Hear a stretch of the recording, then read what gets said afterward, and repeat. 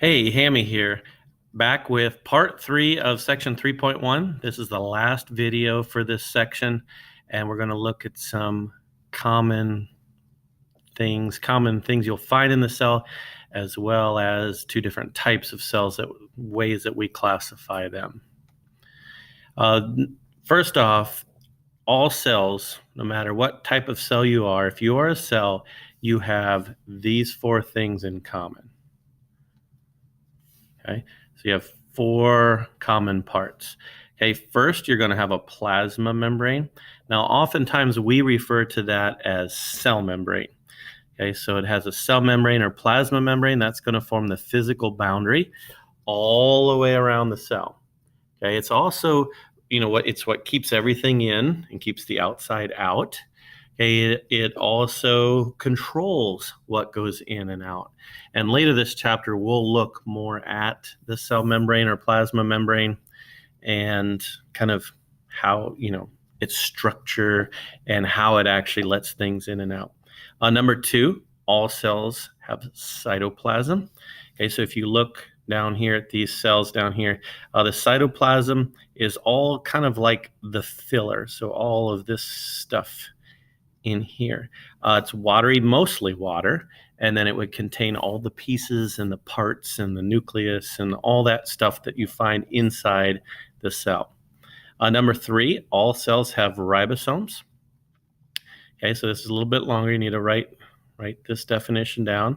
Ribosomes are the structures that in the cytoplasm where protein synthesis happens. So they're taking the instructions from DNA and they're going to translate it into a protein, and proteins are what cells use to build new cells and cell parts for enzymes for different metabolic reactions to occur. And finally, number 4, all cells have DNA. If you remember back to the characteristics of life, not only are all things made up of cells, okay, but they all have this deoxyribonucleic acid stuff, okay, this DNA. So all cells will have a cell membrane around the outside, plants, animals, everybody. Cytoplasm, all the filler stuff, kind of jelly-like stuff, watery jelly-like stuff inside. Little dots, little protein RNA molecules called ribosomes that build proteins, and all cells are going to have the genetic material DNA.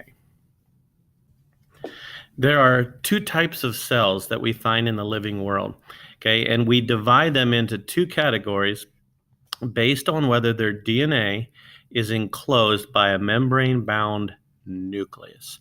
So whether the DNA, usually towards the center of the cell, and then does it have a membrane around it? Okay, is it kind of protected from the cytoplasm, and is it sort of enclosed in a nucleus? If it does not have a nucleus, okay, we call those cells prokaryotic cells. Pro meaning before. Karyo comes from the early Latin Greek roots for kernel, because when you look at it in a microscope, it looks like a little dark dot or a kernel. So prokaryotes are before the kernel, so they do not have a nucleus. Okay, these are commonly what we refer to as bacteria. Okay, so here's a typical bacterial cell. We'll see that they are very, very simple. This one looks like a little pill almost, with a flagellum to kind of swim and move through the environment. You'll see the coiled DNA here in the center. There's no nucleus, but it's kind of clumped up right in the middle. Okay, we call that area where it's clumped up in the middle the nucleoid region. So it doesn't have a nucleus, it doesn't have a membrane around it, but it's kind of clumped together in the middle in the nucleus. Okay, and there's this includes the archaebacteria and the eubacteria, which we'll get to later this year. But a lot of the single-celled bacteria that we hear about and talk about often in biology, these are all prokaryotic cells. DNA, but not in a nucleus. The other type of cell, if they're not a prokaryote, they fall in the category of eukaryote. EU means true kernel.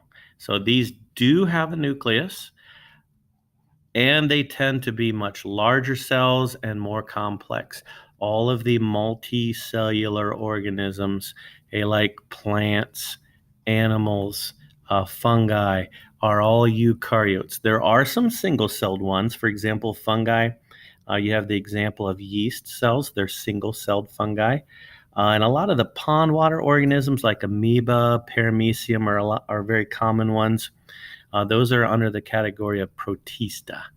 Okay, so these all are eukaryotes. They have DNA in a nucleus, and they tend to be very complex. They have membrane-bound organelles. Because they're bigger, they have to compartmentalize, or they have to put specific functions in, like little boxes or little bubbles. Okay, and those little bubbles are called organelles, and they each do certain things. In the next section of the chapter, we'll talk about, okay, over here is an animal cell. Okay, and here's a plant cell. And we'll take a look at some of these different organelles that you see here, and we'll learn more about them and how exactly do they help a cell to function. Okay, so we'll get more into detail later here this chapter, but eukaryotes, you'll see usually towards the center of the cell right here on the plant, and then the DNA would be found inside this little nucleus. Over here on the animal cell, okay, here's the nucleus, and then you see it's called chromatin, is the long stretched out DNA as it's being read and being used.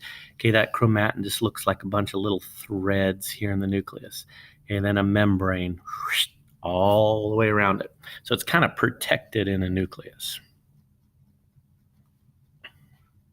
Finally, we've got these little guys called viruses. Okay, and we've heard of viruses before because we get like the influenza virus and different viral meningitis, different viruses that make us sick. But are viruses living things? Because they are not cells. Okay, they are not cells. They have DNA. Okay, so if we look at a typical virus down here, you see DNA or RNA. They have a genetic material, but it usually has this capsid or protein coat around it. And then they're kind of, a lot of them are in these little bubbles of fat with some protein stuck in there. But you don't see any other organelles. You don't see ribosomes. It's just DNA or RNA with a protein coat around it. Okay. And they can't replicate on their own. They can't survive on their own. They need to be in a host.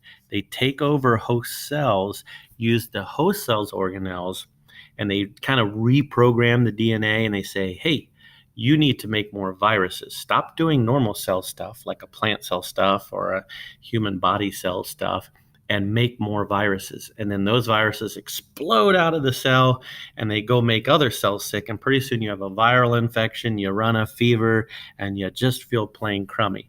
Okay. But most scientists do not consider viruses to be living because they can't reproduce and make their own proteins and stuff outside of a host cell. Okay, so you got prokaryotes, no nucleus, DNA not in a nucleus. Eukaryotes, the DNA is in a nucleus. And then we have this little kind of special class that still affects living things. So we mentioned them in biology called viruses that have DNA and kind of infect host cells, make us sick. And plants can get viruses, all other living things. Bacteria, this is a bacteriophage over here. Bacteriophage. They will actually, this is a virus, looks like a little alien looking thing. Over here is the kind of the electron microscope picture. They look like little aliens. They will actually infect and make bacteria sick. Okay, so I'll let you with that thought. Isn't it nice that even though bacteria make us sick, little boogers can get a virus and get sick too? Good for them.